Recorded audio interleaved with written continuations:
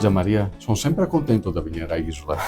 Anche per me, guarda che robettina. Risotto all'amarone, che adesso siamo qua apposta, lo assaggiamo. Certo. Sai cosa mi incuriosisce però? Dimmi. Il fatto che voi lo preparate in un modo molto particolare, vero? Sì, perché un po' tutta la nostra risotteria cuoce riso in questo modo, che è un po' la tecnica di risotto all'isolana. Cioè, certo, noi mettiamo un liquido di cottura, lo facciamo bollire, in questo caso c'è un liquido con il vino, ok? Lo facciamo bollire, poi buttiamo il riso, e quindi il riso in questo caso già entra nel vino amarone. Si cuoce insieme al vino, sì, in sostanza. Quindi c'è anche, poi disperde un po' la soluzione alcolica, no? Lo facciamo cuocere molto lentamente, perché deve bollire lentamente, la classica tecnica del risotto di Isola della Scala. Però lo spostate, ho visto che l'hanno spostato dal fuoco, l'hanno messo perché sulla parte piastra. da una fiamma molto accesa e dopo lo deve far bollire lentamente e sempre con il coperchio sulla pentola.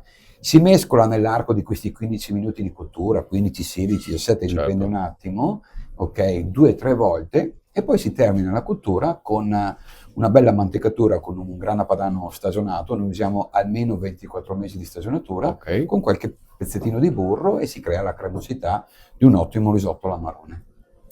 Capito, ragazzi?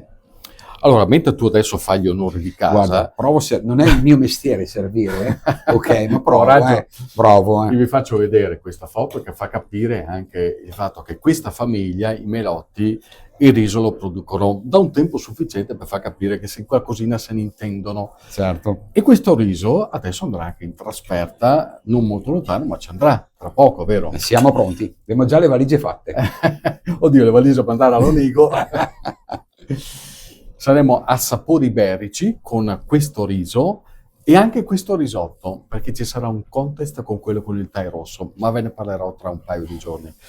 Intanto potremo... Sì. Io volevo dirtelo, ma fa scrupolo, cioè che risotto all'amarone... Cosa chiamiamo? Vino amarone, direi, no? Sì, dai, corai. Ok, così lo sposalizio è perfetto, no? Sì. Intanto iniziamo, adesso chiamiamo le ragazze e ci porteranno... Come si chiama? Guarda, c'è l'Ilaria. Ilaria! eccola. Insomma, il risotto un all'amarone, goccino di vino rosso per terminare, va bene? Buon appetito allora, Ci vediamo a Sapori Iberici anche con Melotti. Buon appetito, sì. Via.